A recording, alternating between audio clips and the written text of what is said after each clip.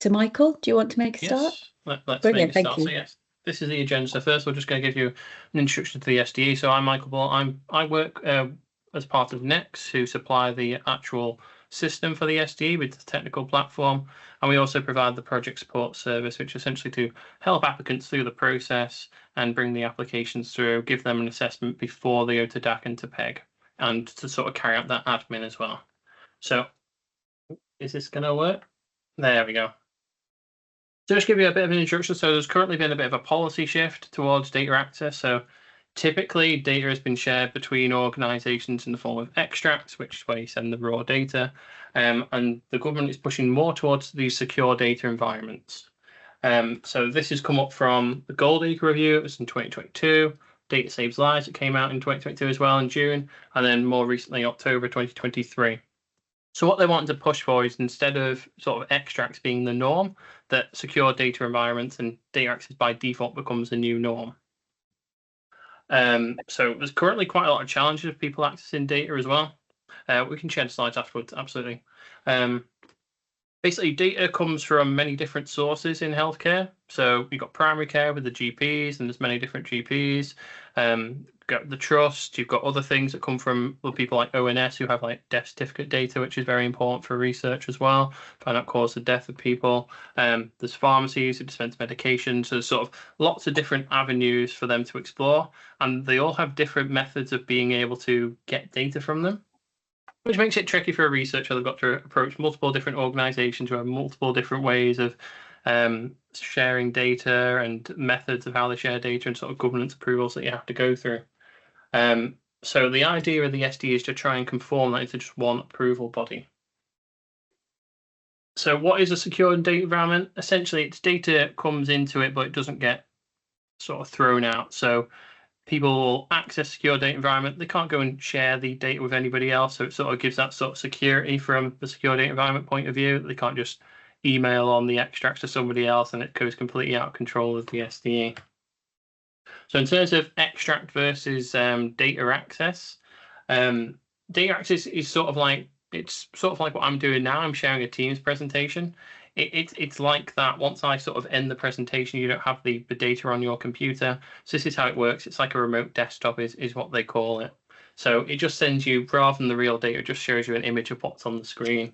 So yeah, and the actual data, we use Microsoft, so it's based on Microsoft Azure. So the actual data sits there in undisclosed locations, because Microsoft don't like to give out the address of where they're holding all the data, just to sort of prevent from sort of things like terrorist attacks. So it's a non-disclosed location, but we know it's in London and in Wales.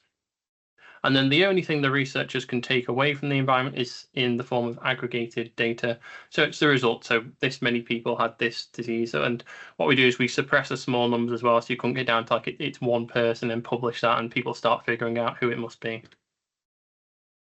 So essentially, we want to change it from this on the left, where it's one researcher getting extracts from multiple organizations. It takes a lot of time and a lot of different governance approvals, to what's on the right, which is where the multiple organizations first supply the data to the SDE. The SDE combines and links it all together, and then just gives the researcher access. So the SDE sits as sort of like the guardian of the data, and that's where DAC and PEG will come in to assess applications for that data. So it makes it easy for the researcher. They've just got one approval route to go through. And also it avoids complications of technical wise, about getting data to link, about legal basis for extracting information from different trusts. It's all been done on the SDE side before that. So for contributors, this should help their processes as well. So rather than them have to deal with multiple different applications for access to data, that is now trusted to the SDE. So it should save them some resource burden. And for researchers, it's that common platform, it's that common route to be able to access data. So what they'll do is they'll put in an application form to request the data to one organization. They'll be assessed by us as the PSS, you as the DAC, and then onto the PEG as well. And that's sort of the one approval route, so they don't have to worry about that from multiple different organizations.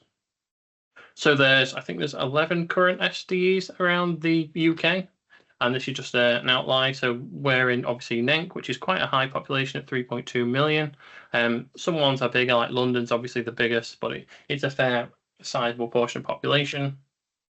And this is within that population, this is the amount of organisations that make it up. So you can imagine a researcher having to go to sort of 358 GP practices, 14 local authorities if they want adult social care data, and primary care networks and 8 acute trusts. It makes it really complicated to be able to collect that data without the SDE being there as sort of the guardian and the initial collector of the data. And these are our partners. So we've got North East and North Cumbria ICB. They're the host organisation and the data controller. So they're the ones in control. NENC, so we supply the system support. We've got Health Innovation, who are also leading on the programme as well, helping the ICB. We've also got Cumbria, Northumberland, Tyne and Ware. So that's where Arne's from. And they also are one of the funders for the SDE as well. So these are some of our principles. So what we want to do is obviously make data access much safer than it currently is, whereas also providing a benefit to the researcher in that data is going to be more accessible in a linked format and of a greater quality. So the feature of our SDE, we use accredited staff. So the software that we're using, that's been assured. So NENC are DSPT certified, we also have ISO 27001. We're using Microsoft Azure, who's also ISO 27001, so the data is secured. It's all encrypted. It's just state-of-the-art sort of technology in order to protect the data from potential hackers and things like that. And we provide access to health and care data across the region, which is currently difficult to get. So in order to do this, we're creating a data repository. So this is where all the providers in the region who will sign up to a data sharing agreement will provide data into that.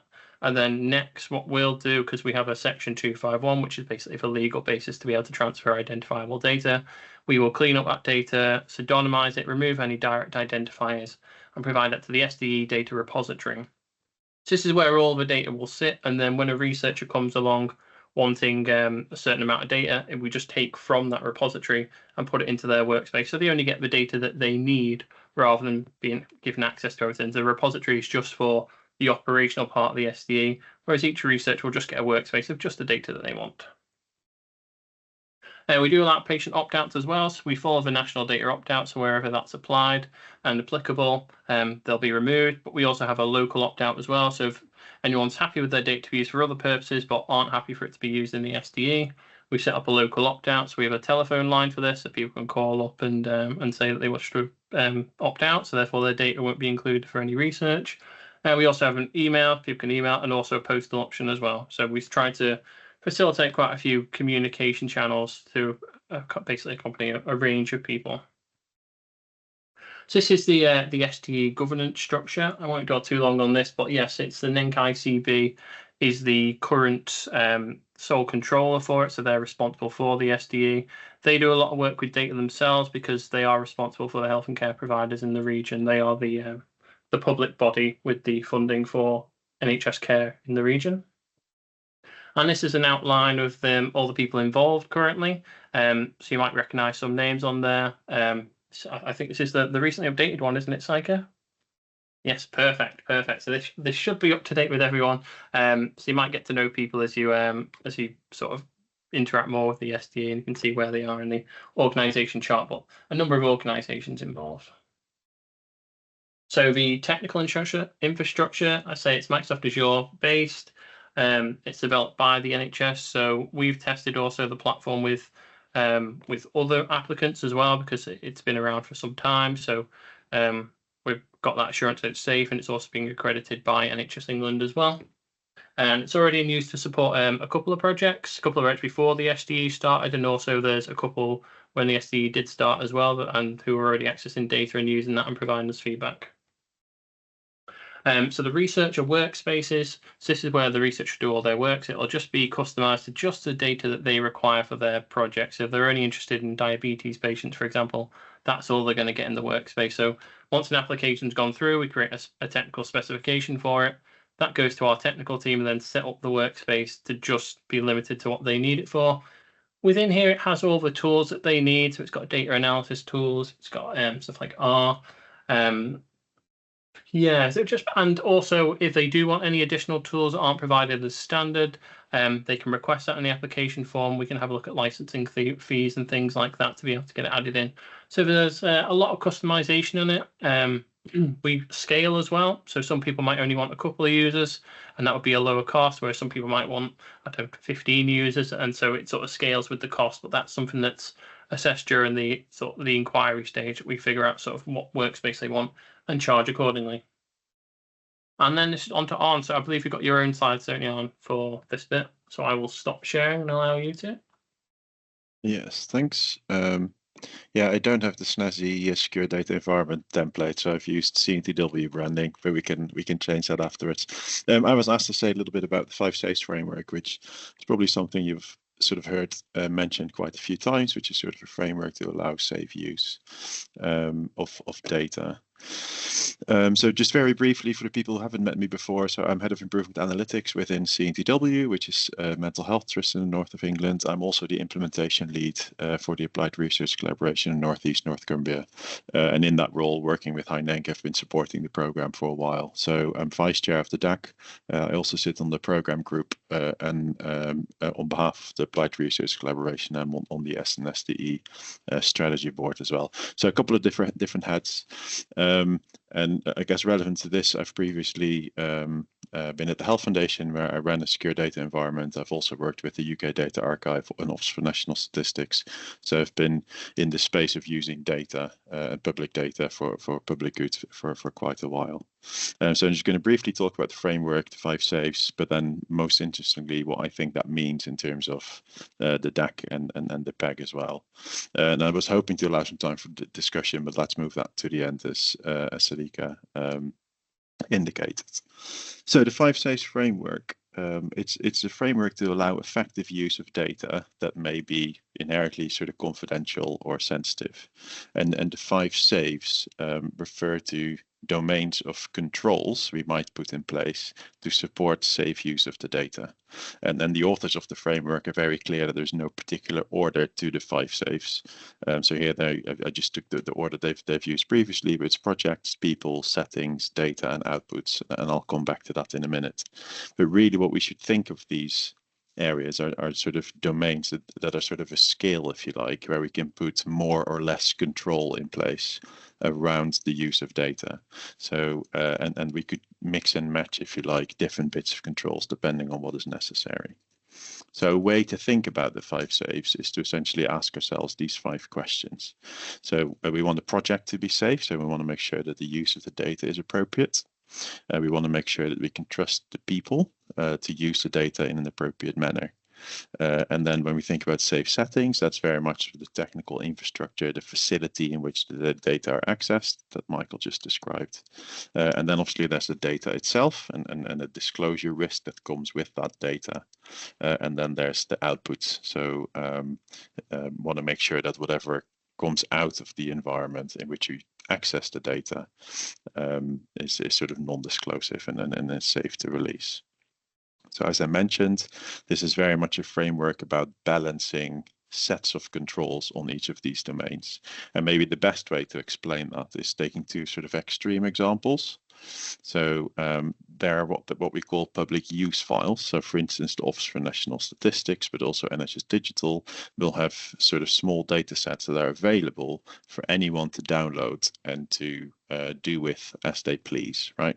So if you think about the controls in place around safe use of a file that is essentially publicly available on the internet, there's no control over who uses it. So in terms of safe people, there's no controls in place. There's no control over where people use it, because once they download it, they've got it, and you can do with it whatever you like. So there's no control around the project either, right? So these types of data sets that are being made publicly available have lots of control around the data that's being released. So it's typically aggregate information. You know, it might be sort of at a local authority level, for instance, where you can see the population broken down by age, for instance. So the data set itself has very strict controls around it, which means it's very safe to be put out in the public domain, and we don't have to worry about anything. So that's really where that balance sort of sways to, let's put all the controls around the data, and then we don't have to worry about the people or the users. On the other end of the spectrum, data that is typically in a secure data environment, so that applies to this secure data environment, but also to other secure environments that have been around already. They're specifically designed to allow access to much more detailed information, much more granular information, and data that might sort of inherently be considered unsafe, if you like. So that means we need to put lots of controls in place in the other domains. So we want to make sure where the data are accessed, the setting. We want to make sure we have controls around who accesses it, the people, the reason they get access to it, which is again the project, and then thinking about what's happening with the outcome of that around outputs. And even within a secure data environment, there may be different levels of risk and risk appetite depending on the type of information you're accessing. So to give a flavor of what these controls might look like, and the majority of these controls will be in place for the secure environment, but I didn't want to sort of, I think Michael explained a lot of those, but so this is sort of quite high level. But if we think around the project, we might want to make sure it's for research and development purposes only.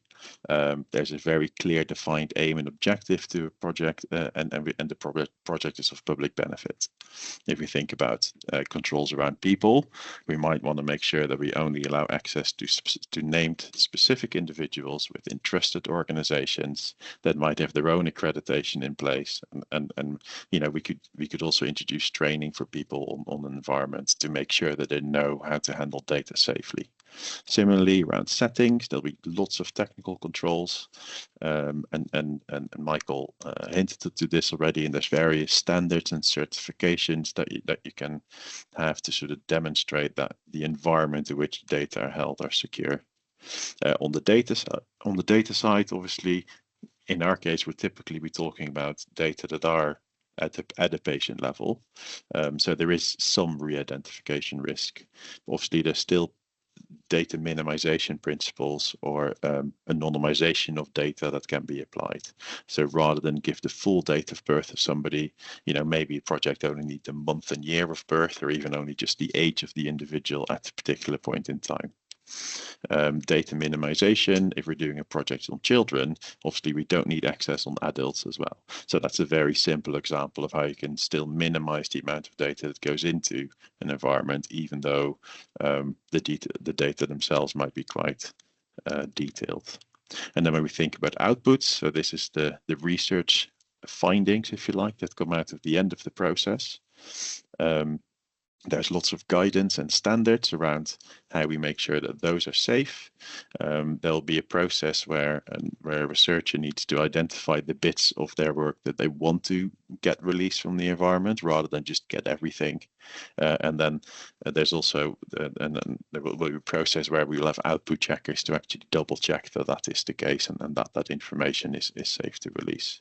So these are just examples of controls in each of those domains. And obviously we could, as a program, more or less controls could be introduced in a lot of these domains, depending on what's necessary. Now, in terms of what that means for the DAC and for PEG, I think we need to be quite sort of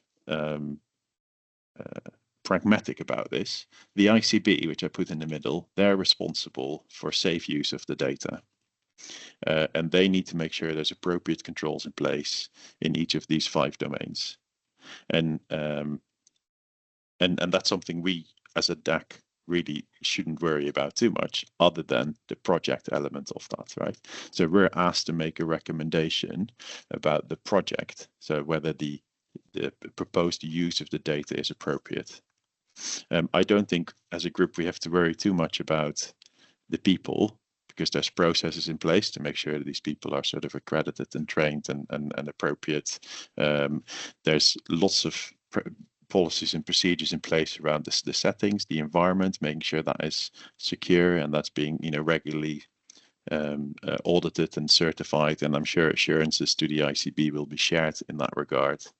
The data, obviously, as I mentioned before, the data are inherently risky in the sense that there is a re-identification risk, and that is why we're putting this information in a secure environment. And then there's a robust output process as well, which I'm sure Michael and team can sort of give more assurance about if we're interested, but really that's assurance that needs to go to the ICB because they are responsible. And I think my interpretation is really that we're asked to recommend to the ICB whether or not we think that the proposed projects are appropriate, and if there's any controls that may need to be introduced around the project, essentially to make sure it is safe. So I think it boils down to us as a group trying to answer the question, is the use of data appropriate? And I've had some conversations previously with Ian and Amanda, the other vice chair as well, and we've been trying to think about what that might look like. So here's just some proposed questions that we might sort of ask of the application when it's in front of us. But we want to make sure that the project is in line with the purpose of the secure environment. So that's for research and development purposes. We want to make sure that the project is ethical, particularly in case of research projects. I would anticipate there'll be other bodies already made a decision about that on our behalf, so we can just assure that that process has been followed. We might want to see whether a project is sort of well defined and also appropriately resourced. Do we think the people that propose to do the work can do the work? We might want to make sure that the data requested for the project are appropriate to delivering its aim. And this is where data minimization comes in a little bit, maybe. Like we might challenge why, a large volume of data is asked if there's only a relatively small question that the project is trying to solve. So we're strained somewhat maybe in sort of the data minimization, safe data space in that case, but in relation to the project. And then as a group, we might also think about what the potential benefits are to the health and care system if the project was delivered successfully. And I think if we do that well, and we can sort of articulate that, we can be sort of help really to the PEG by sort of articulating what we think the potential benefit to the systems are, because the PEG at the end of the day will be asked the question whether or not they think the project is in the public interest or not. So we need to think about what we can do in preparation really to support the PEG in making their decision as well. So that's where I'll stop. As I mentioned, we'll put sort of questions and discussion at the end. So that's all from me. I hope that was clear. Otherwise, happy to pick that up later. Thank you, Arne. And I think we've got Helen next. Yes. Do you want me to share my slides, or have you got them in your deck? Do you want to share them, Ollie, because then you can control them? It's the three that you provided me anyway. So yeah, sure, thank you. Absolutely. Bear with me 2 seconds. Want to let me share?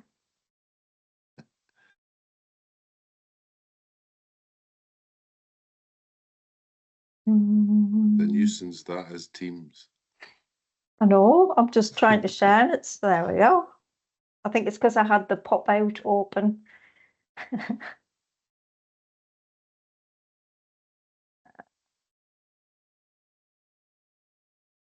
Sorry, bear with me, forgive me.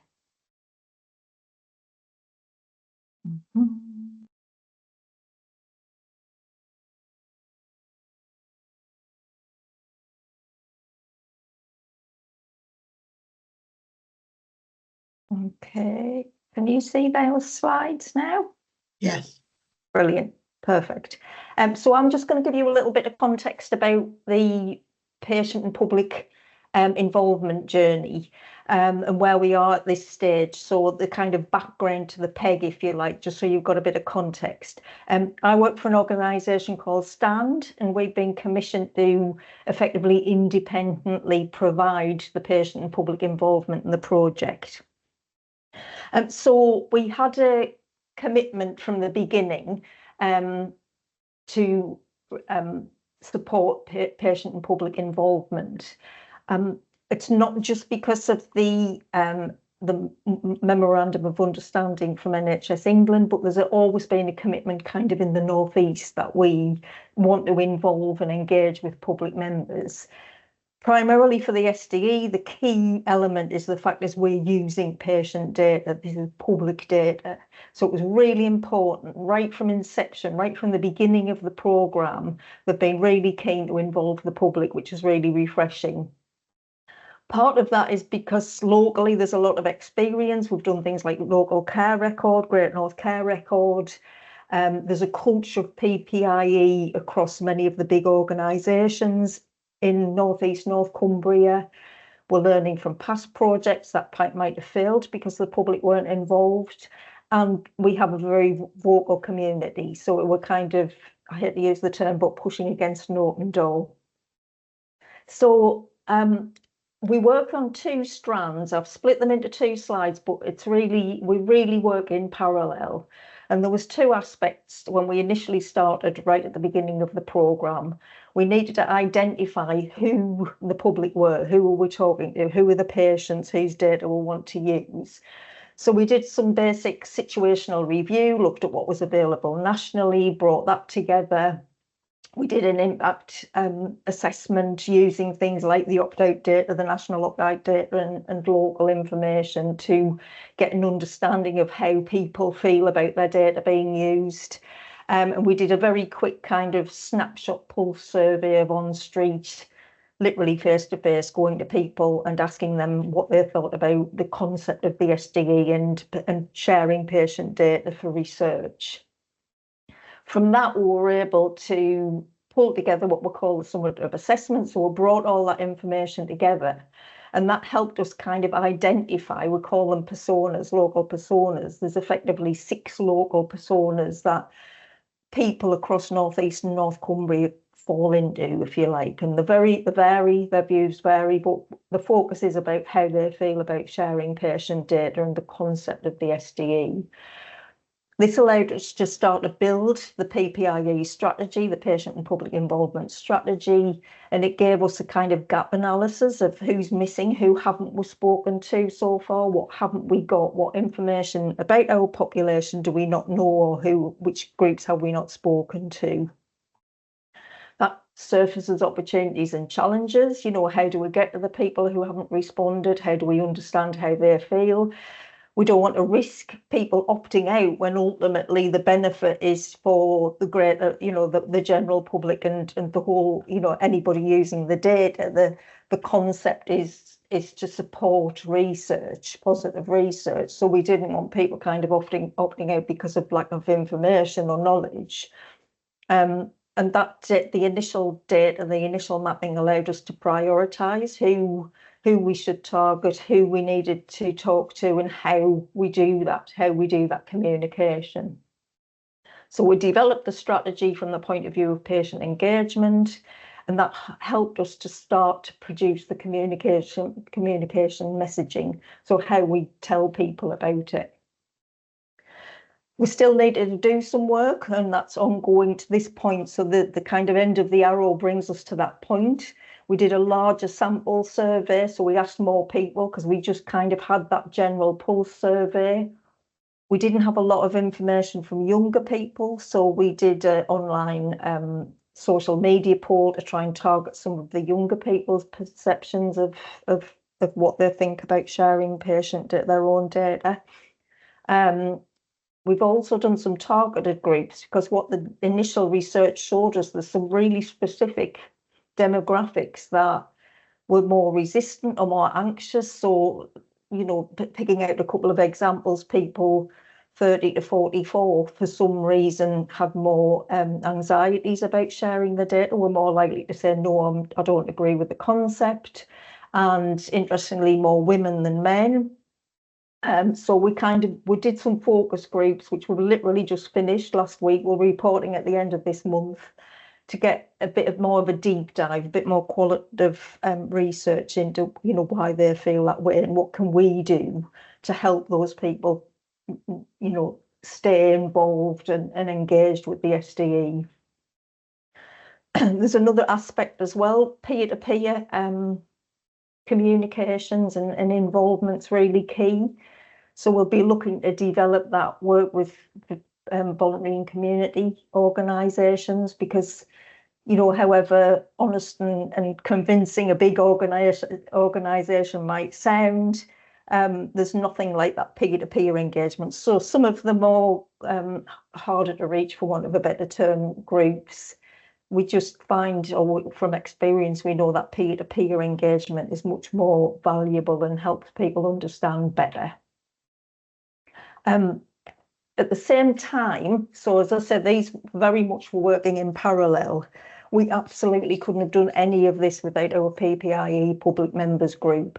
So again, right at the beginning, right at the inception of the project, the programme said very quickly, we need to get public involved. We want to create a public members group.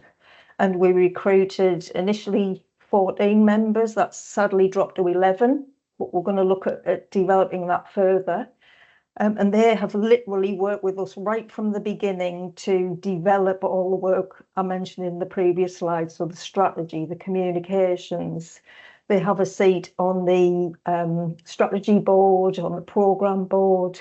They're heavily involved and genuinely included. We do like to say we've kind of co-produced a lot of the strategy, and it's not just about the engagement and communications. They've genuinely been involved in the whole programme. We've done some task and finished separate, so like breakaway groups, to look at the actual refining communications and messages, because as soon as this goes public, theoretically next month, it should be in May, there's going to be a lot of interest, and we need to absolutely get that messaging right, because as I say, what we want to be confident about is making sure that people want to be engaged in the SDE. They're not going to say, no, we don't want our data being shared. Really key part of the involvement of our public members was development of the PEG and the application process and the DAC and PEG. I don't think the programme will disagree with me, is the PEG quite more further ahead than the DAC. We've been looking at this and developing this for quite some time. So there's a lot of experience in there from the point of view of what the application might look like. Again, members have been genuinely involved. PSS have involved them in the application process. So our members have been looking at the NHS application form, for example, and very quick to point out where things may be easier. Their focus being on, is it in the public interest? They want to feel confident that if they say, yes, absolutely, we think this is a really good project and it should proceed, they want to feel confident it's in the public interest. So they've worked to help us develop the information for that. One of the other big pieces of work that really helped us with was the application for the 251, S251. That we got a couple of challenges with the first one, and some of that was around, where are the public involved? This is patient data, where are the public involved? And that's how we developed that on the previous slide, that strand about more in-depth reviews, focus groups involving communities, because that was really key to us getting that approval for the S251. Interestingly, when we just recently applied for the non-research 251, and that we got recognition for how good the patient engagement and public involvement was. So that's really, really useful for the programme. The next stage, as I said, well, the group natural attrition has meant some have left, some have got other commitments. So we start a recruitment programme to bolster the PPIE group, and that's to make sure that the PEG is can operate at full capacity and is probably able to support the whole process. That starts next month, and we'll be looking to develop that further. So that's kind of where we are at this stage. I know we're going to do questions and that if you've got any questions, but just quickly, I'll just show you, hopefully you're interested in the 6 personas that make up the North East and North Cumbria. And these are the very summarised, but this is where we're targeting some of the groups. So every element of the work we've worked with our public members is to target these different groups and the perceptions they have. So, including young people who are resistant, people who are really keen and will say, yeah, you can have all my data and do everything with it. It's about understanding how we talk to these groups and why. So that's a bit of a whirlwind through patient engagement. I'll stop sharing now. Thank you, Helen. You're welcome. So, thank you. So we did have a sort of a quick break scheduled in here, but before we go into that, I'm just going to pick up some questions from the chat because they're relevant to the slides that we've just gone through. And just for the benefit, I know Michael's answered some of the questions within the chat, but for the benefit of everybody else, Michael, if it's okay, if you could answer them again, so I'll read out the questions. So we had a question around the workspaces. And whether they were in the same region, so kind of around the other SDEs. So a technical question around their infrastructure and the platforms they were using. Yeah, and it's like the principles of a workspace are all the same across the SDEs, that you get these workspaces, they only have the data that you need for your specific project, but they all have different sort of software providers and use different systems. I mean, they're generally the same and have the same sort of like quality standards in terms of you know, their accreditation, encryption, and things like that, about how they work, and they're all remote desktops. But yeah, they use other pieces of software, use other suppliers. Like I say, we use Microsoft Azure, but people could use some like Amazon or Google. I know some of them still do that. Yeah, so there'll be difference in terms of which SDE you go to in terms of the workspace that you get and the tools available. Like they're still available to the customer, but generally the same. It'll just be sort of a little bit different. I think we use Windows as our, so it just looks like any Windows computer when you log it on. I think some use Linux though, so it's a slightly different software, but generally gives you the same sort of outcomes in the end. Thank you. We had another question around what data is currently available to request within the SDE. Yes, we're currently prioritizing data from trusts. So that's going to be sort of like hospital data, like outpatient A&E, things like that. And also we're just in the starting the process of collecting the data from the GP practices. So that'll give you obviously the primary care sort of appointment data, observation data, and medication data from there.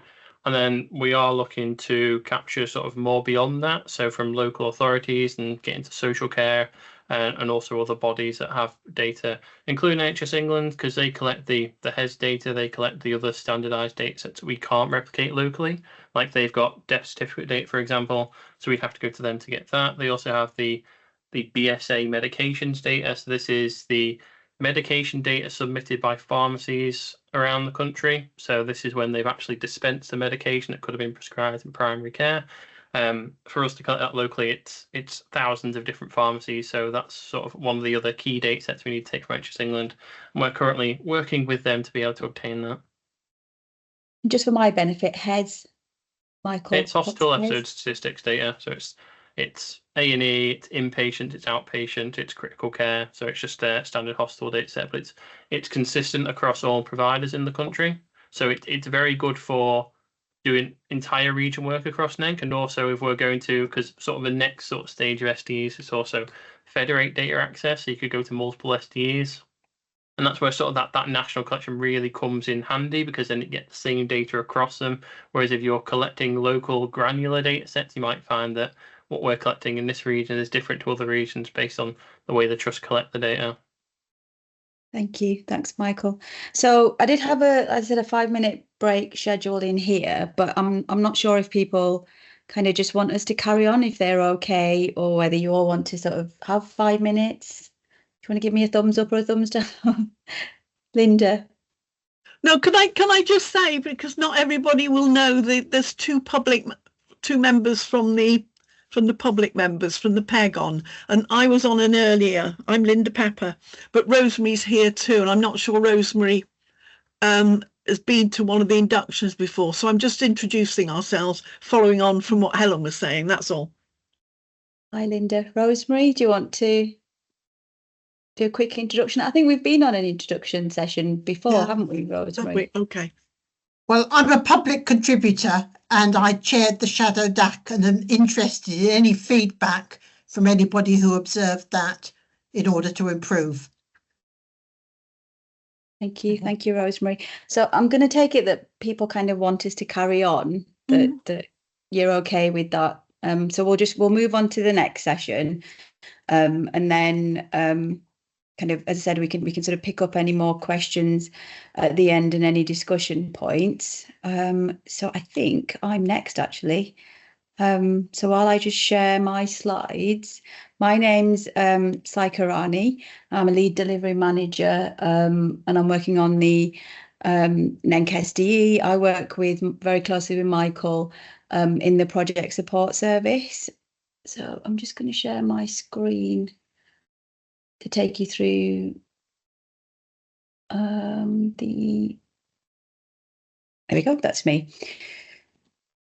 So yeah, so I'm going to quickly whiz you through the end-to-end process or user journey for the SDE. So this is very much around the process that we've put in place for researchers and sort of general inquiries into the SDE. So it's taken us quite some time actually to kind of pull this process together. Obviously, we've tried to pull together a process that kind of worked for us locally, but also was aligned to the national standards that were coming through and recommendations from NHS England. So currently for the SDE, if you're a researcher, we have a dedicated mailbox set up whereby you make an initial inquiry and we would send you out an inquiry form. We're also at the moment working on automating parts of this process as well, but a lot of this is still work in progress. So you make an initial inquiry, it comes through. We would send you out an inquiry form where you'd provide some very basic details about your organisation, contact details, and some very brief details about your project or the support that you need. Following on from that, we take it through what we're calling a sort of a feasibility and triage phase. So we would set up a call with the inquirer and try to sort of ascertain as much information as possible, because what we want to do is, before we actually take somebody through to the application stage, is just to make sure that actually if the sort of proposal or project is feasible for our SDE. So we do quite a lot of work and we've got a criteria that we are assessing against at the feasibility stage. And there's questions around sort of the technical requirements, who the organisation is, who the sponsor is, and what sort of data they require. And actually, have they sort of got funding, and how are they hoping to, kind of support themselves through this project? Once we've taken them through the feasibility stage, we would send them back out the outcome. So either we would accept them onto the next stage, which kind of moves on to application stage and user validation, or at that feasibility stage, we are able to actually sort of reject as well. So again, if the project doesn't meet that eligibility criteria, we could turn it down before it actually even gets to application. If they are successful, we would take them through user validation. So we'd start prepping for that as well. Again, we've got a local process which is aligned to the national process as well. Once the proposal or project is deemed sort of acceptable, it moves into the project support service phase, which is where Michael and I come in, and we would support the researcher or the organisation with their application. So I guess what we're trying to do is make sure that we support them to provide as much information as possible in completing that application form. So by the time it gets to you, it's got all of the required information. So this touches a little bit on the 5 safes that Arne was talking about earlier, in the sense that, we will make sure that we've got assurances around, the data that's required and all of the assurance around that, the technical infrastructure, the organisation, because obviously we'll be looking at the validation. So hopefully by the time they get to the DAC and PEG stage, a lot of the questions that are within the application form have been answered to the standard that would be required.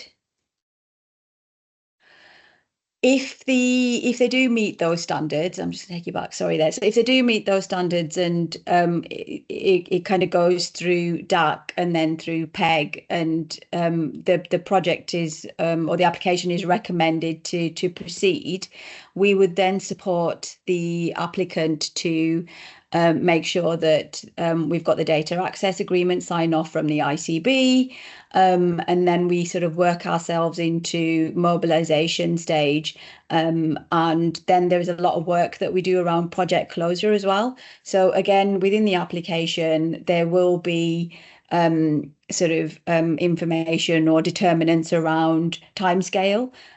So Michael and I will be working very closely with the projects to make sure that, you know, if they've only requested access for 6 months or a year, that's the only time that we're giving them access, and then we're making sure that we're closing it down, the data is archived, and then we're following whatever retention period schedules that we have. So in terms of the end-to-end process, what we're currently working on at the moment also, and this has come up quite a lot when we've done these sessions, is we're also looking at a sort of a management system to support this end-to-end process or user journey, so that, as I said before, we can automate a lot of this process, but also we can store documents in a central place. We can give access to individuals that need access to those documents. So, for example, DAC and PEG members that might need to look at applications forms, that we can kind of create a space or an environment whereby you can all access the same information, and that all of the documentation that's required is kept centrally. So that's something that we're working on in this kind of financial year. So we are hoping, we've got an ambition to have something in place to support that. The only other thing I will say about the end-to-end process is that it's still very much a work in progress, because we do appreciate that the more applications that we have coming through the SDE, we'll probably tweak the process as we go along, you know, because we're continuously taking feedback from yourselves and from people like our research user group and people that we are taking through this process. So I think it will change as we go along, but currently as it stands, we do have a process that we're following, and we have tested it a couple of times now with a couple of applications that we've had through. We've made some very, you know, we fine-tuned it, but we think we've kind of got it to where we need to have it now. And we do have, I mean, this is what I've taken you through now is very much an overview of that process. We do have detailed process mapping as well, that kind of supports this, and we do have the documentation around this process as well. So yeah, so that's the end-to-end process. As I say, if you've got any questions, we can pick those up kind of at the end of this session. So I think next is yourself, Leanne, the ICB. I can share my screen if you're okay. Yeah. Yeah. Yeah. Is that okay? Great, Saika, thank you.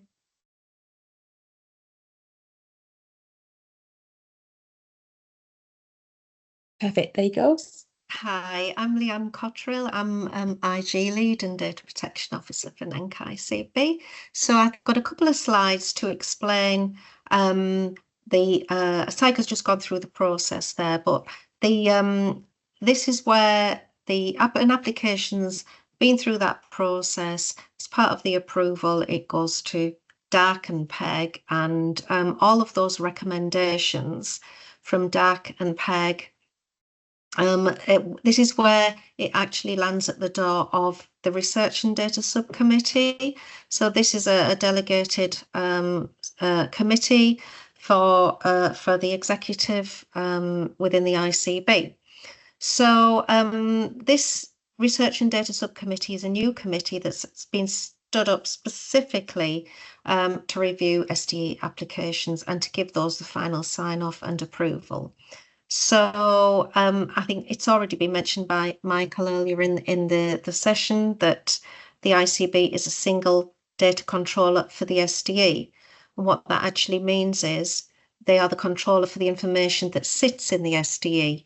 They're not the data controller for information before it gets into the SDE. So all of those individual data contributors will be controllers until that data lands in the SDE, and then the ICB becomes the controller for that. So part of the remit of the Research and Data Subcommittee is to ensure there's an IG framework in place. There is an IG framework in place, and that's been through consultation with other IG representatives across NENC. For example, the Data Protection Impact Assessment has been to the members of the North East Strategic Information Governance Network, otherwise known as North East SIGN. That's just one of a network of signs across the country. So the representatives on that group consist mainly of the trusts, so all of the acute trusts are represented at that group. So the Data Protection Impact Assessment has been through all of those DPOs, and that's been signed off by the ICB and is now in place. Other parts of that framework that you may be aware of are the data sharing agreement that's in place between the data contributors and the ICB. So obviously, the contributors are sharing with the ICB as the controller of the data in the SDE. So that's in place. And also, because the North of England CSU is a processor in all of this for the ICB and also for the contributing controllers, there's a data processing agreement in place between those data contributors, i.e. the trusts, and NENC as the processor. So the section 251 has already been mentioned, and that is that's an approval by the Secretary of State to set aside the common law duty of confidentiality to allow sharing to take place where there's no other legal basis. So that sort of common law duty of confidentiality, you can't get patient consent for the likes of this. It's not direct care, it's research. And although there might be a legal basis set out in the data protection legislation, the common law needs to be satisfied. So the application to the confidentiality advisory group was approved, and that section 251 is now in place.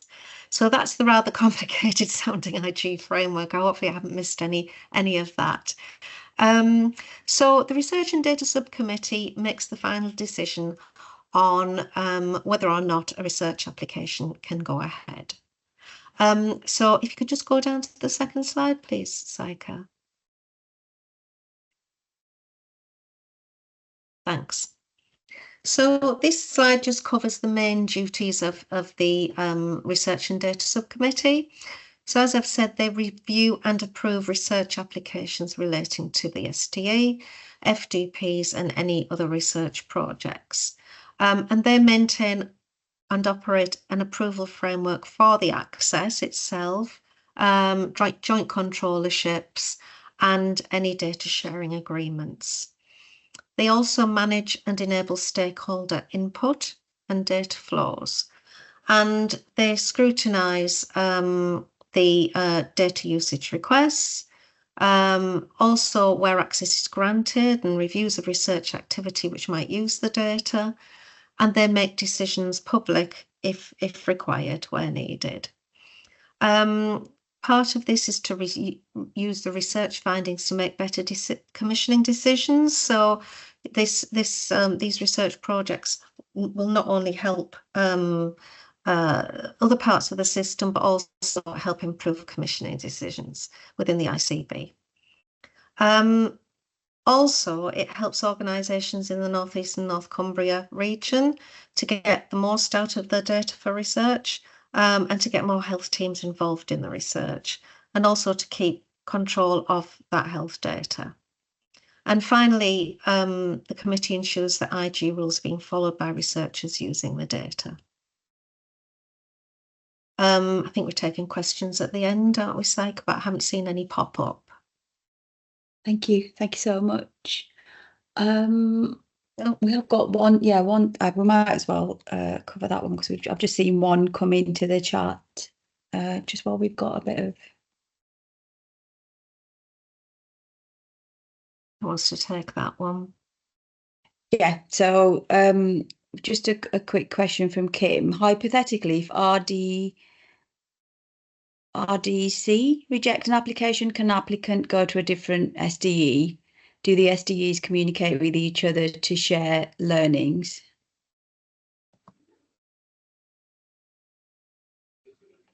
Well, I think theoretically, I suppose they could approach a different SDE, but you know, considering we're all operating under the same sort of 5 safes and rules and you know, same sorts of application forms and things like that. I mean, I would envisage that it would probably be rejected by one of the other SDEs as well. But did you want to add something, Michael?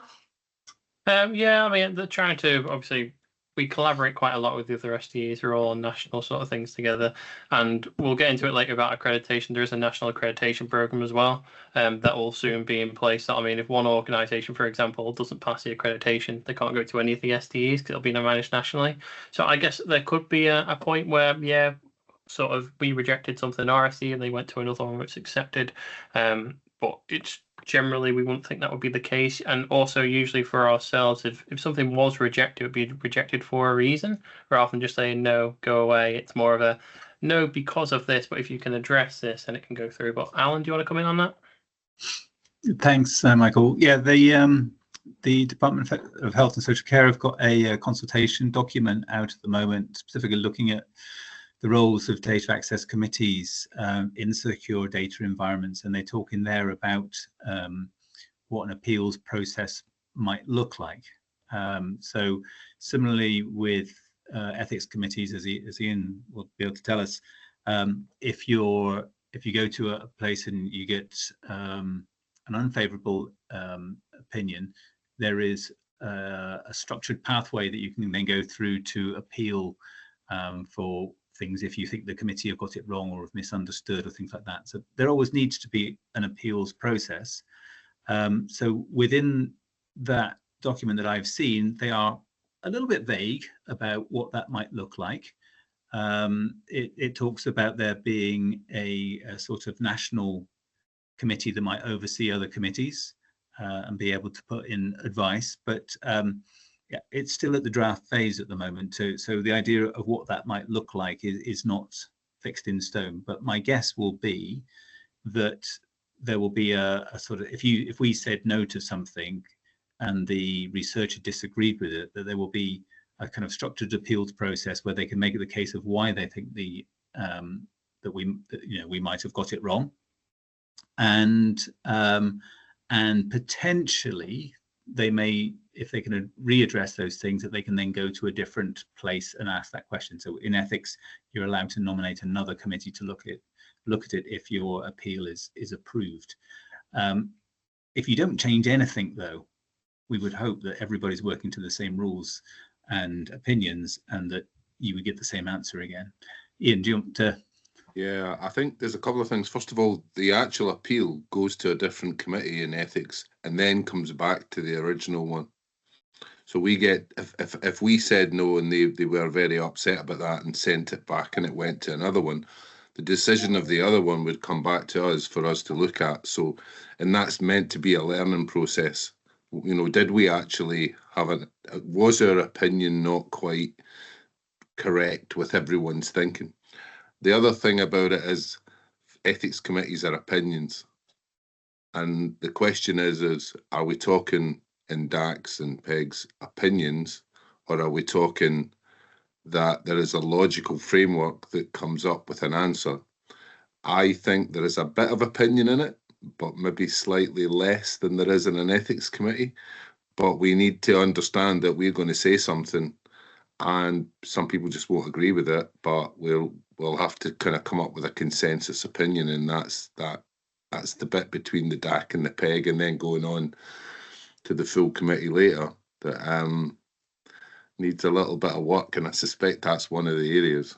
But I think that if they do go to and try and go from one to another, I think there needs to be some kind of explanation as to why. We should be able to see what other requests are, because we should be able to see a request coming in from somewhere else and say, oh, I've seen that before. And I suspect that's where the management piece there, that you're talking about having, would be much more powerful, because you could have shared the people that are requesting things, not necessarily what they're requesting, but who requested. But that's another story. And I think the document that Alan mentioned is I think the aim is to essentially harmonize the approval process to the point that essentially most of the DAC should actually give the same answer, because it also mentioned if you want to have federated access, if you need data from different SDEs all in one place, then essentially one approval should then apply to the other SDEs as well. And obviously that would only happen if we're sort of applying a common framework of sorts. So my guess is as this progresses, if you get a no from us, you'll be very likely to get a no from another DAC as well. Some of the data from the HRA on ethics committees and the different opinions and things that go on are quite interesting to see. Really, the same questions get asked, and they send test ones out, and we all do it, and we look at them, and then we get different opinions. Mostly not, 80%, 85% same opinion, 15% slightly different. So, yeah. As soon as you've got opinions. Right, thank you, everyone. Before I go to Michael, sorry, Roland, we didn't see you on the screen earlier. I don't know if you can hear me. Roland's one of our public members as well, that we kind of missed when Linda and Rosemary were sort of introducing themselves. Yeah, I'm not sure if you can hear me, if he's still on mute. So we're going to move on to Michael, who's going to take us through the workings of DAC and PEG and some of the more operational information in terms of application, schedules and validation. Michael, over to you. Cheers. I'm just going to say, unless we want to take a quick 5-minute break since we've not had one before, does everyone have to continue? I'm going to take silence as happy to continue. There we go.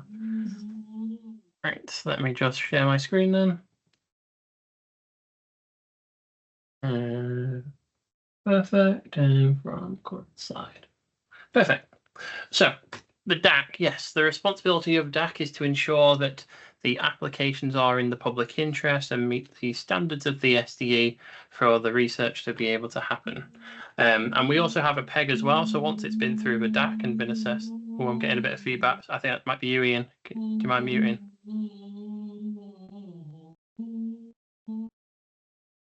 Perfect, cheers. Yeah, so once it's been through the DAC assessment, we'll also go to a PEG assessment, which would be obviously a separate panel who will also come to the same conclusions or differing conclusions, but it'll have to go through and be approved by both before the application can be successful. And both of them will be meeting on a monthly basis. So we expect that each month once we're fully up and running, to facilitate 4 applications each month. But due to the start of the application process, while we build up the amount of applications that we have, we're estimating it's probably going to be around 1 or 2 for the first year. So this is a schedule, and the reason obviously 17th December is highlighted is that one obviously might be cancelled due to it being so close to Christmas, because it all depends on people's availability. But this is what we've sort of scheduled. So obviously today is for the 16th. For the 21st, we don't have anything currently in the pipeline for the 21st of an application that's going to be ready for that time. So it's probably likely that we'll do either another DAC induction, maybe we'll talk about the processes that are involved, or other sort of policies that we want sort of a DAC opinion on at that point. So in terms of the DAC and PEG members, what they get in advance, they'll be given the full application form at least 5 working days before the meeting, so it's a chance to review it before the meeting takes place. And for each committee, the relevant application sections are going to be highlighted. So the plan is to give you the full application and just grey out the parts basically that we're not looking for opinion from DAC and PEG on. So these will just be sort of the admin parts of it. There's also, because part of the application form that we can share if you want and we can go through. It's often like what software tools do they need and sort of other admin things regarding reporting about sort of the health criteria, sort of categories that go onto the reporting for the data usage register. So in terms of the review of the applications and how we've sort of done this in the Shadow PEG and the DAC PEG, and it's based on the NHS England about how they currently assess applications for access to data. We'll be able to go through the questions, and then members will be able to comment on any of the questions they feel that are lacking information and require more information for. Each question in the application form does have a guidance section. The application form itself is written by NHS England, so it's a national one to be used by all SDEs. We did used to have a local one, but now we've adapted to the national one. They're still accepting feedback on this. When you do see the full application form that we can share after the meeting, if you do have any comments or you think that some questions are missing, some questions are to maybe burdensome on the researcher, because we were always interested in feedbacking about to NHS England, just let us know so we can face that back. They've recently changed the application, did take on some of our earlier considerations for it. So at the end of the meeting, it's expected that the DAC and the PEG will reach consensus on the call, and then what will happen is that'll be written up into formal minutes and outcomes after it, which will be confirmed by the chair of DAC and PEG. So we're currently working with 4 approval options. So we have recommended, and this means the application recommended to proceed. It means that nothing needs changing. It's absolutely perfect the way it is. And it goes on from a DAC to PEG or from PEG to the ICB to then put in place basically the data access agreement with the applicant. We have recommended with amendments. This is where the application is fine. There's just minor amendments he's doing. These can just be minor wording changes, minor clarifications, things like that. So nothing major in terms of what needs to be changed. Then we have recommended with conditions. So this is where the application is recommended, but there are some things that still need addressing. And what happens then as well is they get addressed, but it goes back to the DAC and to the PEG chair before it can proceed. So it sort of gets that final tick off. Whereas with amendments, it's just trusted to the SDE team to progress the application with those amendments specified. And then we have deferred. This is where the application is not recommended. The DAC and the PEG will give their reasons for why the application is not recommended. Then the applicant has a chance to be able to address those reasons and come back. So from each meeting, we will have a produced meeting minutes, and there'll be the outcome explaining so which of the outcome options above it was, and also which questions need the amendments to. So we also have a local accreditation process. So there's currently a national one being set up, which basically what it'll do is assess each organisation first to assure they're accredited organisation. This mainly works on the same principles we've adopted locally, which is based on DSPT. DSPT is the Data Security Protection Toolkit. So this is what all organisations handling NHS patient data complete to ensure that they've got adequate standards in place. So this covers things like having antivirus, having resistance to sort of hacking attempts. It also covers as well, though, user training. So it's stuff like locking your screen when you're not there, not using it in a public place, having suitable hardware that you're using to be able to access the data. So currently that's being set up nationally. It's not going to be in place, the national one, till probably sometime in 2026 is their current estimation. We are working with them on that, but in the interim, each SDE has to put in sort of a local accreditation process.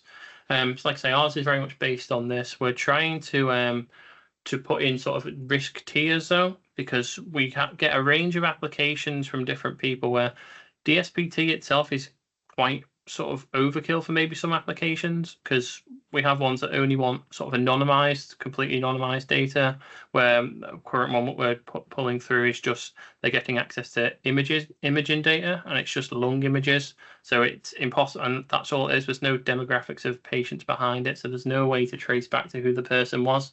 So it's low risk. So something like completing DSPT, which is quite burdensome on an organization for just that kind of data. We allow it to go through low risk where they don't need DSPT, but we accept other more sort of standard accreditations such as Cyber Essentials. So this is very much tied to what data that they're asking for is the level of accreditation that they have to meet. There is some exclusion criteria, so not all organisations can request data. These have been identified by NHS England, people in tobacco, internet gambling, pornography. They won't be permitted into the SDE. All the ones that are domiciled in countries that there are current sanctions against, somewhere like Russia or South Korea, things like that. Weapons. So, I mean, these aren't really organisations we expect to deal with anyway, but these have been set nationally, but we'll adopt these. Once the organisation's been accredited, we then also accredit the user. So this is stuff like having specific training in place. Again, this will be done nationally. So they're currently setting up some national training that all users will have to go through and meet that criteria. But again, locally, we have to have something in place. So DSPT sort of offers that, because if you've got a DSPT, the user must have done the training if they're part of that organisation. So we just ask for evidence of that. If it's a low risk, we don't ask for specific user training. We just ask for the organisation accreditation status. And then we have the DAC and the PEG review. So the application form, like I say, it's been developed by NHS England. It's currently in the trial periods. Like I say, any feedback you can give us on it, please let us know. In fact, I've already explained about it. There's no plans for a digital version currently. So currently we are working very much in a Microsoft Word form. So what will happen is this will be sent around to the DAC and the PEG members before a meeting. So you'll get in sort of that format via an email. We have application risk levels. This is sort of referring to, so if you're only after low risk data, you only have to meet the low accreditation status. But this is just going to be access to fully anonymized data, something that couldn't get back to a patient.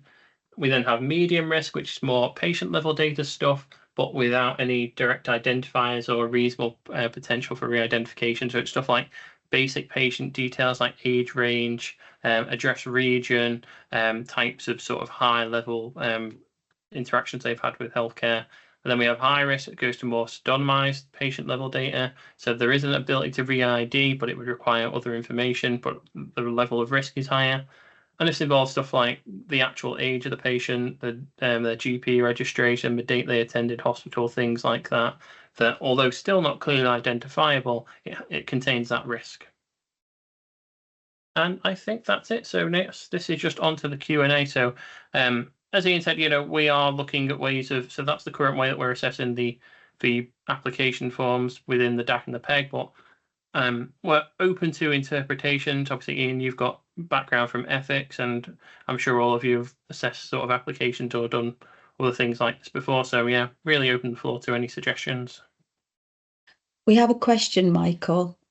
So just from that sort of set of slides that you've been through, in terms of the 4 decision points for the application, Roland has asked, instead of deferred, why are we not just saying not recommended for that last one? It was more of a terminology to say that it's not an outright no. It's been deferred, and you are welcome to come back as long as you address the points that DAC and PEG have raised. So it's for sort of to say that it's not an outright no, that there'd be reasoning behind it, without just you can never apply again. Especially to have got to that stage, because even if it's at the DAC and the PEG stage, it would already been assessed by the PSS. They'd have already had their accreditation in place, so it must be something that's amendable or something that they could work on rather than just an outright no. Thank you. Ian? It's interesting, the wording. So you've basically, if it's got recommended with amendments, that can go back to yourselves or wherever, and you can sort it. In an ethics committee, that would be favourable with conditions. So you've kind of got the terminology, that 2 different types of terminology, and you might have the same people, the same researchers who are working in slightly different terminologies. And I actually don't mind the terminology you use. It's just that recommended with conditions is the one that you have to see it changed in the final version or whatever. Yes. And that's the other way around in an ethics committee, because when you need to see everything, things change, documents rewritten, whatever, it's a provisional. When you've got a favourable, but you've said, can you say you actually tell them the sentence you want to put in, that's a condition. So actually, and the only reason I mention it is because it'll likely be the same people that are asking an ethics committee that have asked the DAC and the PEG.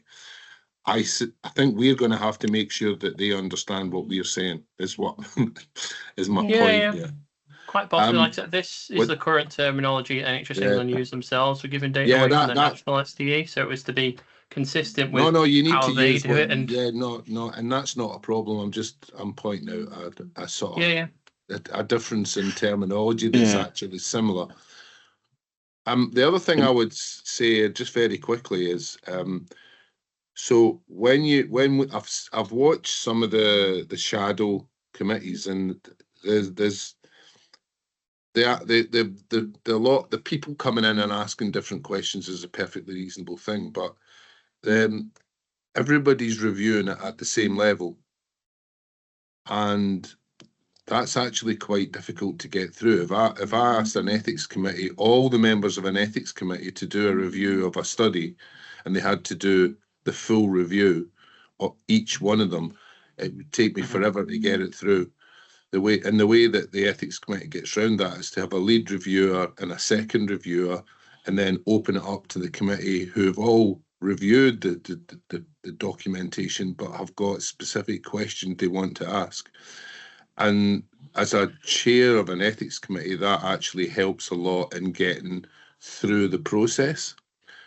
Not 100% sure, because you see what's going to happen, and I will shut up in a minute, I promise, is that you will be looking at things and saying, this is okay, that's okay, that's okay. And then there'll be 3 or 4 things, maybe 5 things, or maybe 10 things where you haven't answered that question and said you agree that it's okay.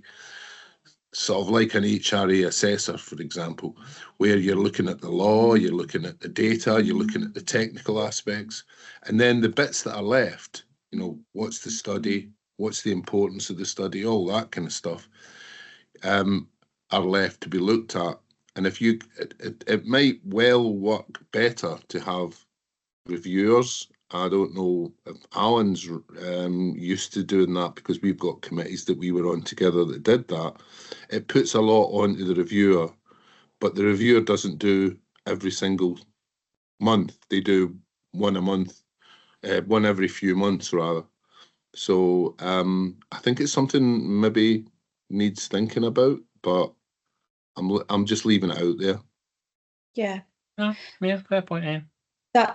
I was going to say that leads quite nicely into a question that Linda asked around the next dates, the 21st of May, whether we're going ahead with applications. And I think, Alan, you've put a comment in, and I tend to agree that even if it's not going to be used to assess applications, I think we'll be using the meeting date to, kind of for Michael and I to get support on sort of some of the work that we're doing around this end-to-end process. So the discussion that we've just literally had is some of the stuff that it would be really good to kind of have focus areas, and then for us to be able to go away, relook at some of the process, and also I think, Arne, you've put a comment in about feeding back to NHS England. So we will do that for this particular sort of issue that we've come up around the conditions and the amendments, and that, that terminology being different between NHS England and ethics, and kind of feeding that back and asking them to maybe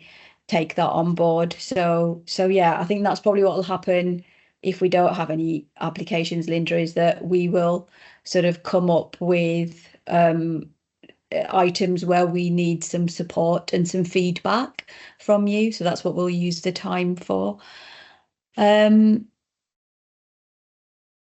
I've got some. So Joe, the lead reviewer approach might be better for the future when we are receiving higher volume of applications and more settled into roles. So yeah, agree. I think, again, as we've sort of said as we've gone through this, I think this process is open to kind of change as we go along, but the more applications we get coming through, we will have to fine tune it, because obviously we'll have to be mindful of the amount of time that we have to review applications. So if we've got quite a high volume coming through, we won't be able to get through kind of 4 applications in an hour. If we continue to kind of do them question by question, it's just not going to work. So yeah, I don't know if anybody else has got any Anne, you've got your hand up there, haven't you? Yeah, thanks. I guess it's something, I think it was in Michael's slide where, and I appreciate we're going to get the full application. You will highlight the sections that are sort of relevant to us. I think maybe one of the things for us to do at the next meeting, if there's no application to review, is to actually think about the criteria we want to apply as a DAC, because I think even though we'll try and focus on the most relevant questions, there may still be things in those questions that are indirectly sort of related to what the DAC is trying to assess. And I'm very worried, based on, I guess, the shadow DAC, that will go down into rabbit holes, and committee members may ask for assurances on things that sort of fall outside of our remit. So I think rather than necessarily looking at whether we like the answer to the question, I think if we use the information on the application form to assess against our criteria, that might be something that is then easier to sort of replicate across applications, because I can imagine some application forms will be much longer than others in terms of the response from the applicant, and there's a bigger risk, I guess, of us going down rabbit holes by following up with information that isn't directly relevant to us, but it is in a question that happens to be highlighted, because generally it is. Okay. Well, I kind of feel like we've got our sort of topic for the 21st of May then. If we don't end up with any applications, we've got something that we can cover with you all in terms of the application form. Aaron, you are next. Sorry, this was difficult to articulate in the chat, but in a slightly off topic from what's been discussed. But I was just wondering what the comms strategy is for sort of making people aware of the ability to make applications to the SDE now, just because I speak to a lot of people in my role who are looking to access data, looking to set studies up, and it would be good to just be able to sort of channel them towards the SDE, really. So it's just kind of interested in that area, really. Yeah. Michael, do you want to pick this one up? Yeah, so NHS England have published information about all the SDEs on their website on, is it research, Powered by Data? Powered by Research Data. Powered by Data, yes. So there's a page on there that links to ourselves and gives the information. We're also on HDR UK as well. So we've got a page on there as a data custodian where it says sort of the data you can request and sort of what the process is. There's been quite a lot of communication gone around about the SDE. We're engaging with local universities, local trusts as well, in order to sort of advertise the opportunity. So that will certainly grow. But yeah, there's a few avenues already online. If you search for NENC SDE, it's got its own web page and ways you can get in touch and things like that for people to send us inquiries. Yeah, on that particular section, the Powered by Data, as Michael said, that all of the SDEs, I think the majority of them, no, all of them are actually on there. And then what it will do is it's giving you a little bit more information in terms of what the offer is from each of those SDEs. So it's giving that researcher the sort of power to be able to kind of look around a little bit and focus on actually what data do I need, who can provide it. It's also giving information on our technical tooling as well. That's right, isn't it, Michael, in terms of what tools are available? So it does help them. What I'll do is I'll link that in. Helen, you were next. Yeah, it was just a really quick reference back to the evaluation criteria. Last year we created one from the PEG point of view, and I just thought if you did want to workshop something, that might be a starting point, because that still exists and currently isn't being used directly while we're in this development stage. But it was just a thought, if you wanted to make a workshop around that, we've got a starting point. Brilliant, thank you. Just going back to, I know you've answered this question, Michael, from Kim, around the guidance for applicants. Obviously, there is guidance within the application form, but actually part of Michael and my role is to support the applicants as well. So as I mentioned, as part of the end-to-end process, Michael and I will work very closely with those applicants to make sure that they are answering those questions or completing those application forms by providing as much information as required, and hopefully it wouldn't get to a DAC unless we've kind of been satisfied at that project support service stage first. Obviously, we don't want to waste anybody's time. We don't want to put it in front of you if they haven't provided everything that you need, and it's more, it's likely to be sort of deferred, or it's going to come back with lots and lots of amendments. So we will be supporting them quite heavily to make sure that it gets through the process. Alan. It was just to kind of continue on from Aaron's point and to answer a couple of questions in there. So Aaron, we're kind of trying to do as many sort of stakeholder engagement events as we can, and trying to put ourselves in front of the right people to publicize what the SDE has available. The order in which we do all that is obviously difficult, because what the key things that we want to do first is to get data into the secure data environment. So that means at the moment we've been doing a lot of trust engagement work to get the secondary care data providers on board and data agreements signed, and then a lot of work with GPs will follow over the course of the next year. But there is an absolute need as well to try and promote what the SDE can offer to different types of users. So if you're getting people coming through the R&D office, then please do direct them towards us. There's, I think I've seen in the chat, Catherine's put up the inbox address.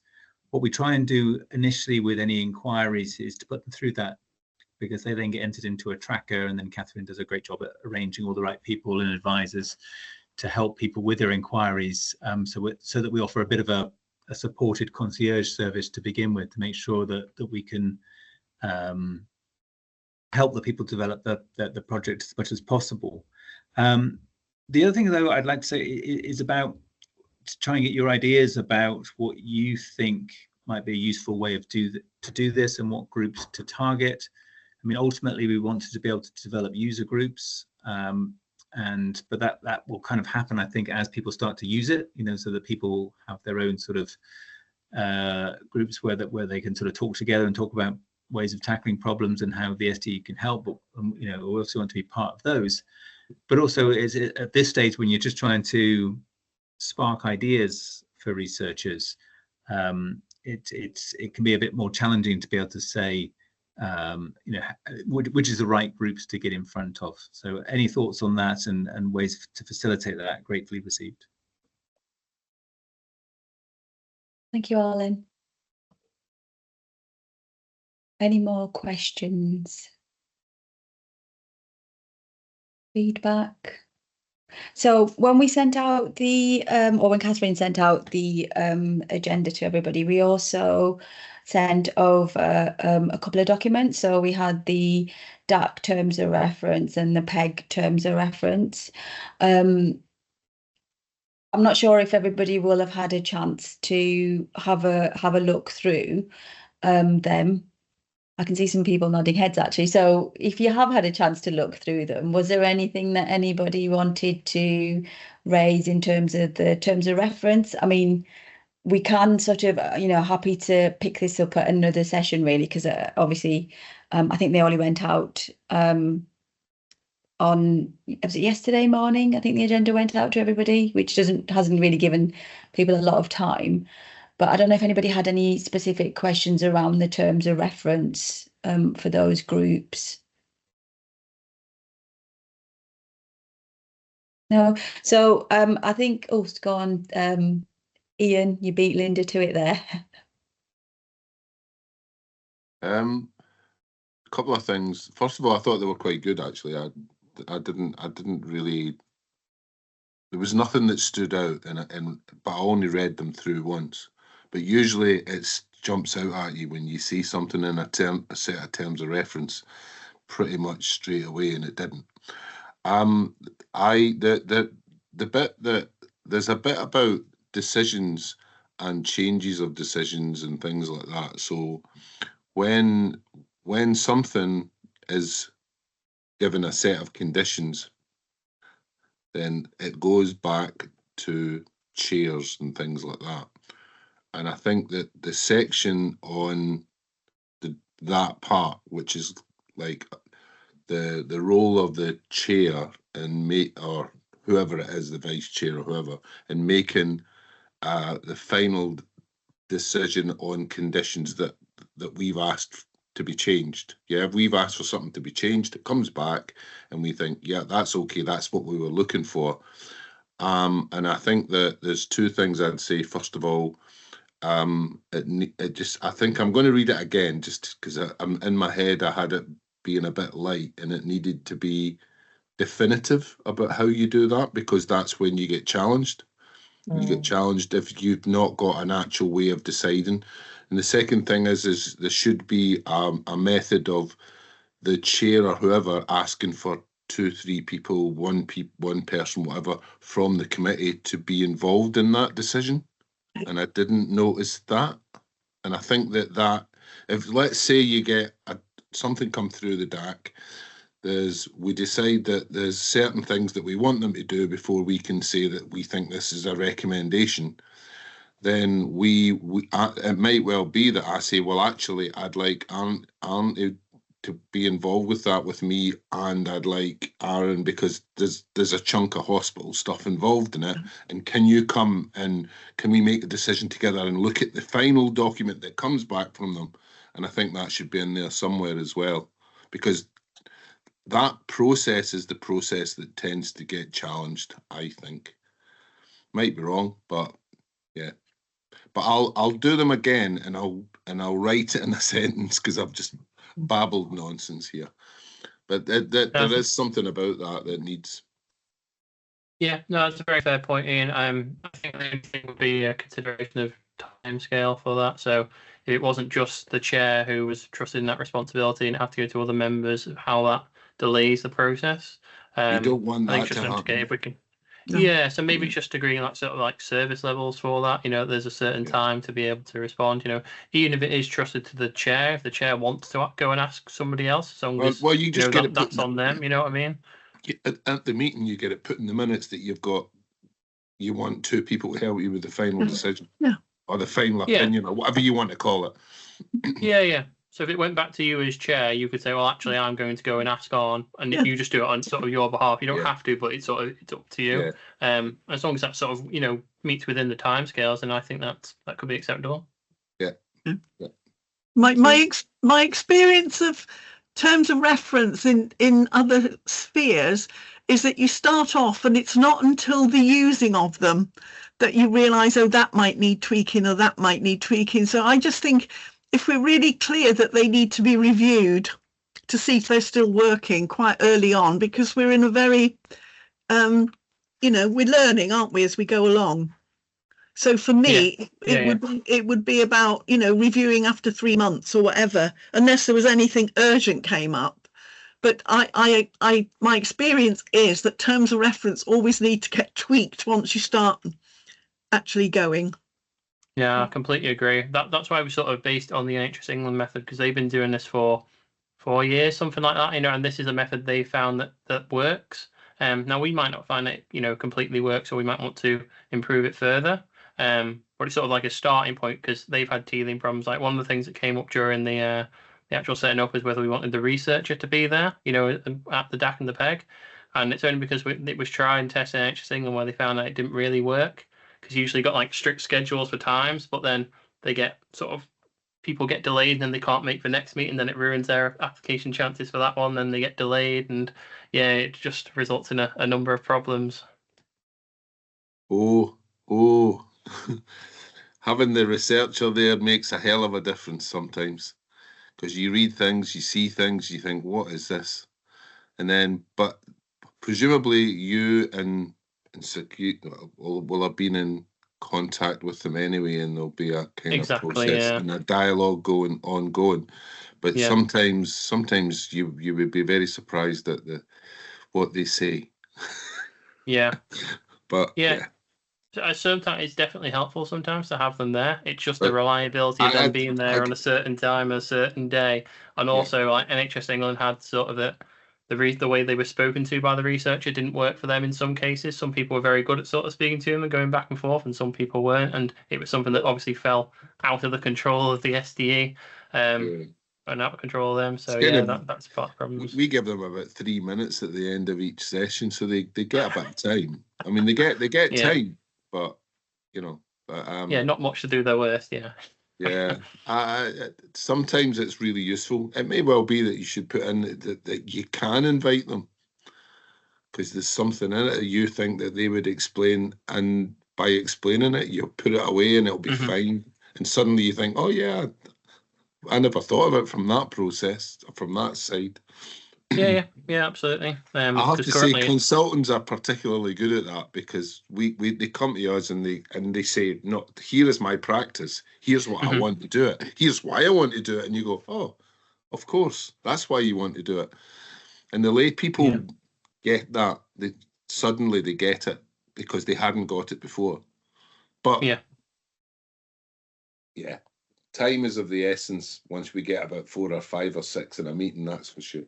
Yeah. And obviously a big part of mine and Psycho's job is to sort of understand that from the applicant beforehand, get it all down on paper in terms of the application form, and sort of bring across that point on their behalf at those meetings without them being there, I promise I'm not going to ask any more questions. No, that's okay. I mean, we've still got plenty of time. Yeah, we've still got plenty of time, so it's a really good opportunity if people are still unsure. But obviously the plan is to, as we say, use kind of, the 21st of May, if we don't sort of have any applications ready by that stage, to pick up some of the things that we've talked about today. So I think what we'll probably do is we will focus on the application form and some of the things that you've said, because I think it'll be really good to use that session to really go through that and define that criteria and just get it down so that, we're not kind of then doing it when we've got applications to review. So we'll use the 21st for that. In terms of kind of what happens after today, we will send out the slide deck to you, both of them. So I've got yours on, so leave that with me. I'll change the branding. We'll make sure it gets the NENC SDE branding on it.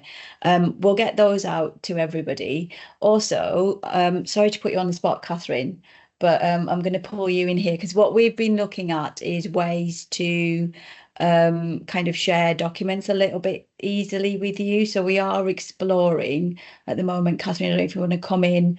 We're trying to look at setting up a Teams channel or a way for members to be able to access documentation. So what Catherine will be doing in the next few weeks is sort of populating that area so that you can find some of the pertinent sort of SDE documents if you just want to have a look through, or it might be that we might sort of steer you or signpost you to have a look at something before a meeting, and they'll be in that space. Catherine?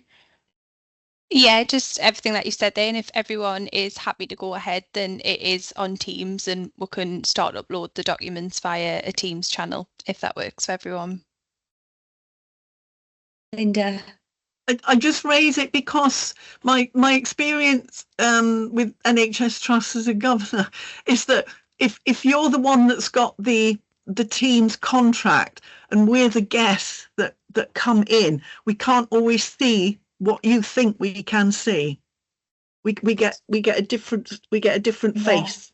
All right, so just need to be aware of that those of us who are at home in our computers, particularly public members who are not, in an institution, but we're at home accessing Teams, then we can't always see what you think we can see. Because you're the one that set the Teams up, all right, and we're the guests that link into it. It's just to bear that in mind. So what we are doing is we're not getting rid of the futures. So obviously all of the same information will be available on NHS Futures as well. Okay. We're sort of trialing something, and obviously we will test that with you as well, in the sense of making sure that it does kind of work across you know, all members or the majority of members. And if it doesn't, we'll still have that Teams, the futures space as well for you to be able to access the same information. So yeah, we're not getting rid of future, so that will also be there. I think I've just seen a question from John. Yeah, I mean, I think we all struggle with the teams because we've had that before. I mean, it's taken us quite a long time just between the teams that are working within the program of SDE to set up a Teams channel so that we can share information with each other. But Catherine's kind of, yeah, I mean, I think we only managed to have that sort of shared space set up a couple of weeks ago. So no, we know it can be challenging, but we're going to give it a go because we do until we, and I think I mentioned this when I was talking about the end-to-end process, but until we have you know, sort of a software or some sort of management process that we can use whereby you can all access the same information, we're going to have to kind of make do with what we've got. Catherine? Yeah, it was just to say that there has been like updates to Teams, so you can have a channel now called a shared channel, so you're not added as a guest, you're added as a member, so when we do work cross organisations, then it does make the access to documents a lot easier. Okay, and we just had a quick question about the futures link, Catherine, if we could share that out with people as well, that we've got for the SDE. There is currently only like our program team workspace, which is for program members, and then there is the public members futures space. So there's not currently a one for DAP members. So obviously, if futures was the preference platform, then we can go with that. But otherwise, we would just share via the Teams link, which we will set up.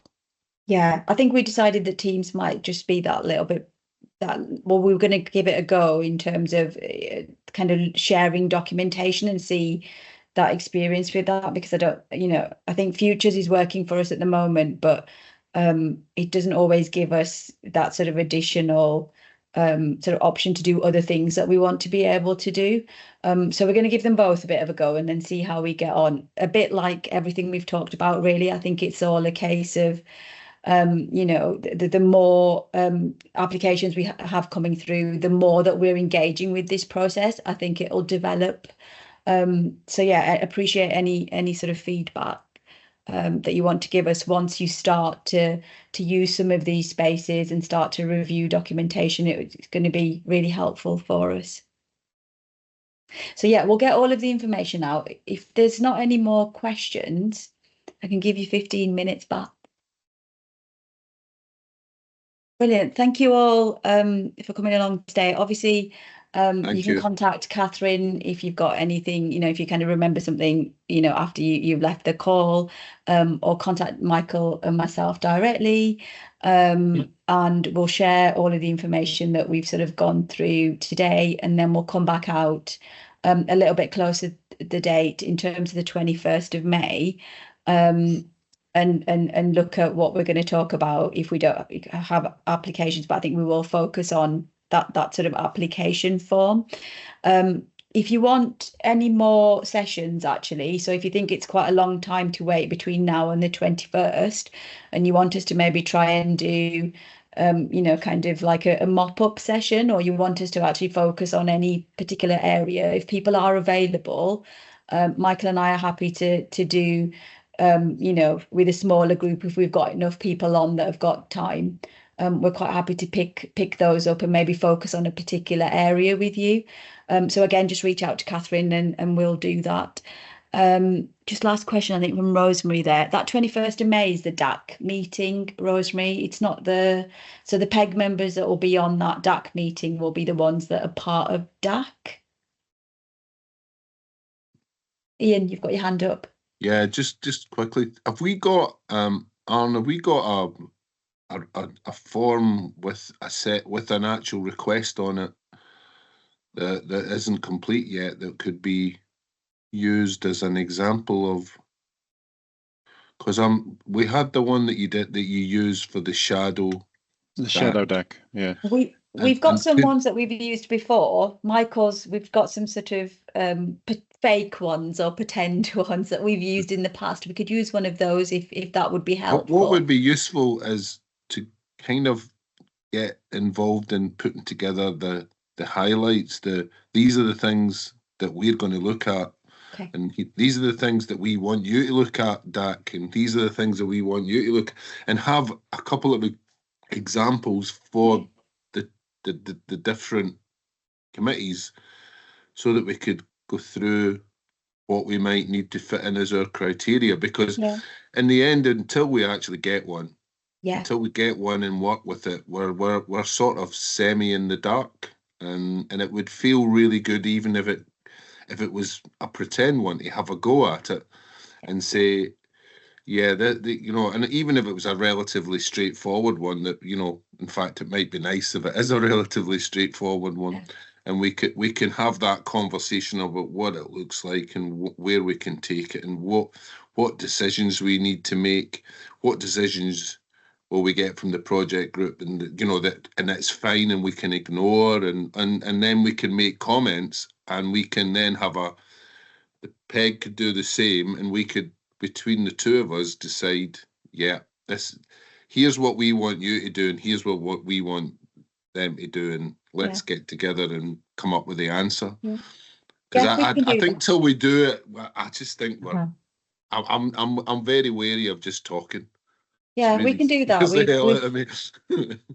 Yeah, we have done it before. Michael's really good at coming up with them. So Michael, we can get Michael to write a couple of applications, maybe one, like you said, quite relatively simple one. Yeah, a simple one, and then maybe one that's, you know, got something in there to give you something to think about. So we can definitely come up with a couple of options. Helen? I think it was just really in response to Ian's comment. Again, I mentioned earlier, the PEG's a little bit kind of ahead of the curve on this, so we've had that opportunity, and I'm hoping the members agree it was really useful, because until you get a go, even if it's a mock-up one, you've got you know, you'd need to test it. So I think that would be really sensible. Yeah, but then we need to get the groups working together. And you know, if the PEG's ahead of the game, then we need to catch up, and then we need to compare notes and make sure that we're talking to each other in the right way and getting the right answers from each other. And I think that's really important to do that. That's definitely been the feedback from the PEG members. You know, they've been kind of, they want to see the end-to-end process with the DAC and with themselves, and, you know, ultimately what happens before and after. Yeah, I mean, Arnav, that could be, you were talking, I mean, that could be the basis of getting the criteria, couldn't it? Doing it like that. I just want to get to the point where we can come up with what it is we do. What are we going to do? And are we good at it? Yes, we will be. Right, so I think we have a bit of a plan for the 21st, but again, as I said, the offer's still out there, because obviously it's another month till we get to the 21st. If people feel like they want us to pick up, you know, and focus and focus on a particular area, as I said, Michael and I are happy to do some breakout sessions, you know, with people if they want to do that. Just get in touch with Catherine. We'll send out all the information. And Catherine will also support people with the sort of the directing them to the Teams channel, which will hopefully work. Helen? I was just going to say, I wonder if it's worth, because you said it's quite a while to the 21st, I wonder if it's worth actually using the 21st and then the subsequent date for the PEG, which I can't remember off the top of my head, but actually using that process to do that testing, just, you know, have a go at a mock-up one. And, you know, before that, we might be able to, you know, like you said, do any breakaway meetings or. Yeah, that's what I'm thinking, and kind of get Michael to do those applications, use them, send them out kind of before that, in terms of what we've agreed for sending the paperwork out. So get them out within that timeline. use that application to then focus on some of the stuff that aren't talked about. So use the 21st to do that. And then off the back of that sort of mock application, then take that, depending on what the outcome is, to PEG.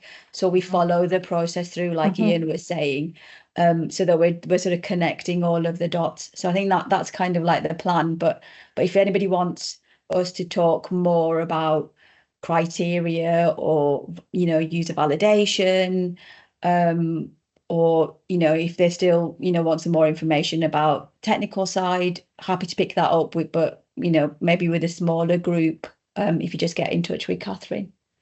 Okay. Thank you. Brilliant. Thank you so much, everybody. Hope you have a nice rest of the afternoon, and we'll get the information to you as soon as we can. Happy Easter, everyone. Yeah, happy Easter. As in, get a holiday and sit and do nothing. Cheers. Take care, everyone. Bye. Thanks, Good to see everyone. everyone. Bye. Bye-bye. Bye.